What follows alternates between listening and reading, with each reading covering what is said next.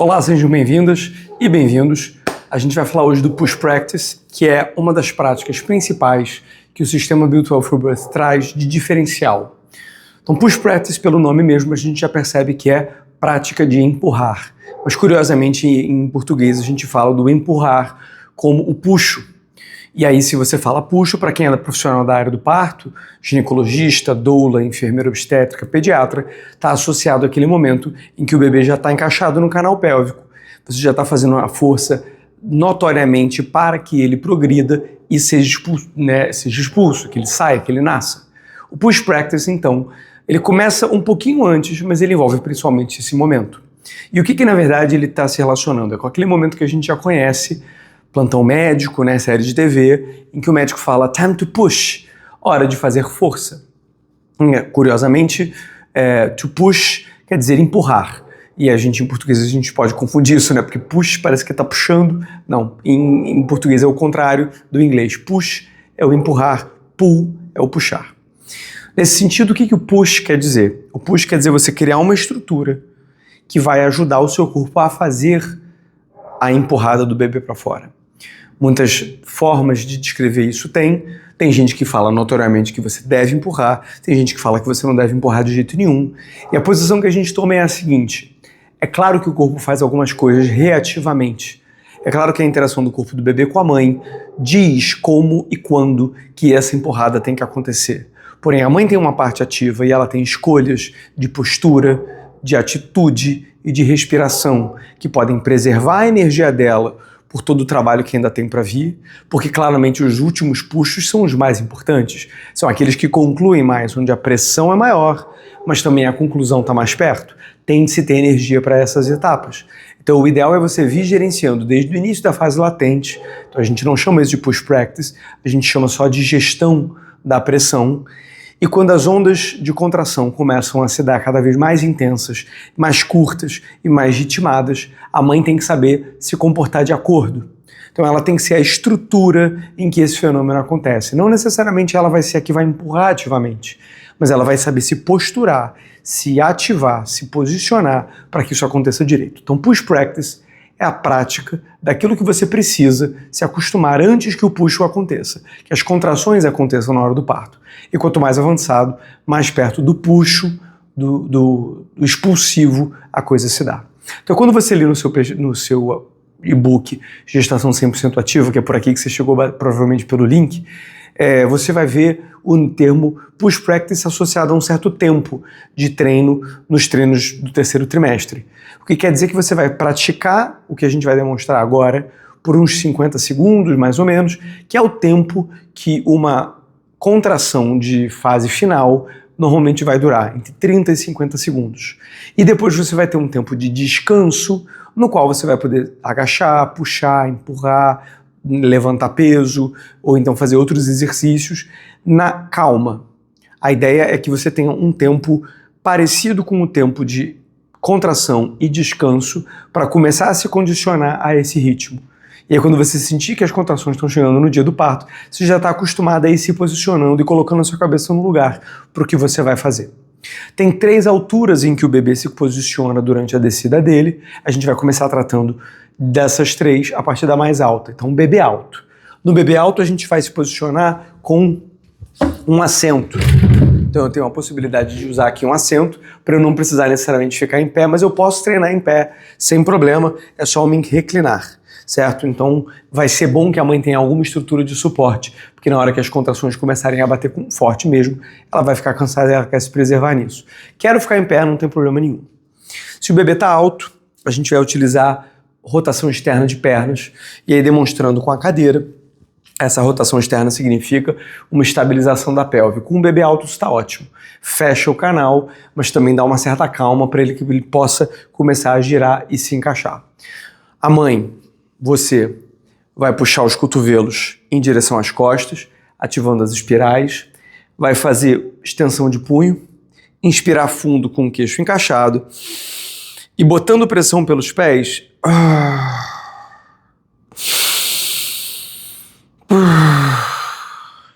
Você vai afunilar a força para as costas, vai trazer os cotovelos baixos para estabilizar essa contração, estabilizar a sua coluna e vai soltar o ar com o queixo encaixado de forma grave. Não vai ser... Vai ser queixo para dentro e... Vai ser uma exalação com um tom grave. Isso a maioria das obstetras e, né, com prática, enfermeiras obstétricas vão descrever que a mãe que preserva mais a energia dela é aquela que não passa o tempo todo gritando e se esgarçando, porque ela está jogando muita tensão aqui, está elevando demais o estresse dela e sistemicamente ela está ficando drenada.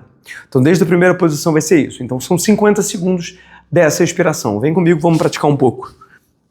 De novo, pés abertos, postura encaixada, cotovelos atrás, direcionados para o alto do glúteo, contração aqui nessas espirais, ombros encaixados.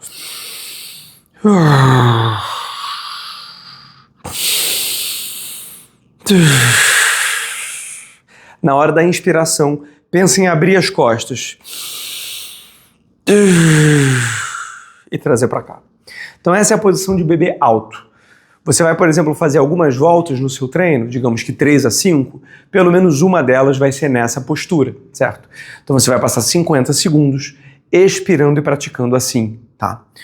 A seguir a gente tem a postura de bebê médio, ou seja, ele ainda não está encaixado dentro da pelve, nem cabeça, nenhum dos ombros, mas ele claramente já está começando a girar e se encaixar.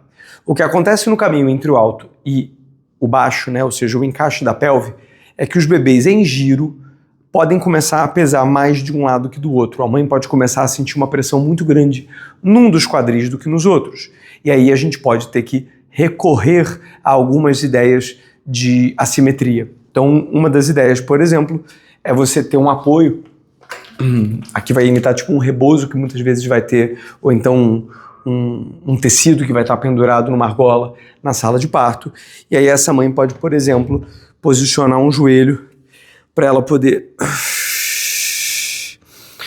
pegar a mesma prática de afunilar para uma das espirais, mas só para o lado de onde não tem pressão. Então, se você está sentindo pressão aqui desse lado, joga no outro.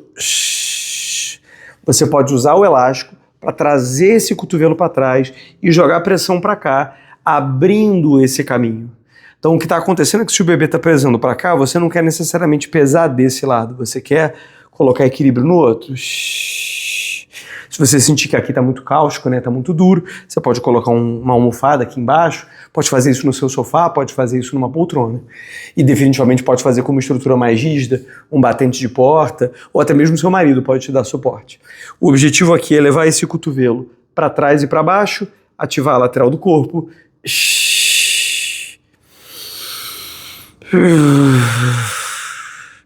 E deixar a exalação do ar vir controlada, pausada, calma. Mais uma vez, na prescrição lá do e-book, vocês vão ver que 50 segundos é o que a gente objetiva e recomenda. Essa é uma segunda proposta. Eu poderia, por exemplo, ter feito a primeira proposta de bebê alto de frente para esse elástico. Então, parecido com como a minha esposa pariu o nosso terceiro filho, ela estava aqui grande parte do tempo. Agora, ela pariu de fato no expulsivo dessa forma, mas em alguns momentos no bebê alto ainda ela estava com essas pernas abertas e fazendo essa postura. Na hora do expulsivo, como que a gente tem? Opções várias, mas uma delas, por exemplo, já posicionado aqui, é que a gente rode as pernas para dentro, o que vai garantir o espaço da pelve para a saída do bebê lá embaixo. Traga para baixo e para trás os cotovelos, de uma forma que a gente já treinou nas outras posições, e vá pressionar a ponta dos pés, porque é mais fácil engajar essas espirais com a ponta do pé carregada do que com o calcanhar. Com o calcanhar a reação é de projeção de carga, projeção de quadril à frente. Se projetou o quadril à frente, fechou o canal.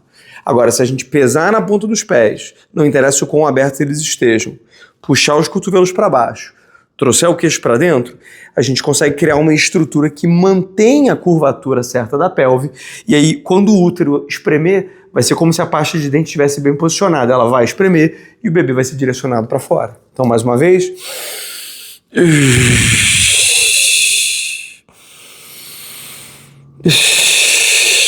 Nota que não tem projeção do ombro para cima, certo? Descida do ombro, afunilar os cotovelos para trás e assim vai. Um pouco de cãibra nessa região é bom sinal, quer dizer que você está direcionando. Mas você não precisa de 100% de contração para essa região, só precisa do engajamento dela. Então o Push Practice tem essa cara. São posições diversas. Tem essas, você pode deitar de lado no chão para fazer posição intermediária. Inclusive você pode deitar no chão se você quiser fazer a posição mais alta ou mais baixa. Só que o que marca a posição baixa é a rotação interna dos pés. O que marca a posição alta do bebê, né, o momento de posição alta, é a rotação externa dos pés.